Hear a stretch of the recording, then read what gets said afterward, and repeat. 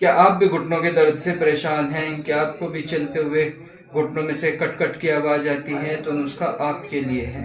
उसका नोट कर लें। बबूल की फली 100 ग्राम, अजगन नागोरी 100 ग्राम, विदारी कंद 100 ग्राम। तीनों को बारीक पीसकर मिक्स कर लें और 1 चम्मच सुबह खाली पेट और 1 चम्मच शाम को खाना खाने से 1 घंटा पहले लें, जल्द आराम होगा। अगर आप तैयार शुदा दवा मंगाने चाहते हैं तो हमारे चैनल पे विजिट करें और दिए गए नंबर पर कॉन्टेक्ट करें, चैनल को सब्सक्राइब करें।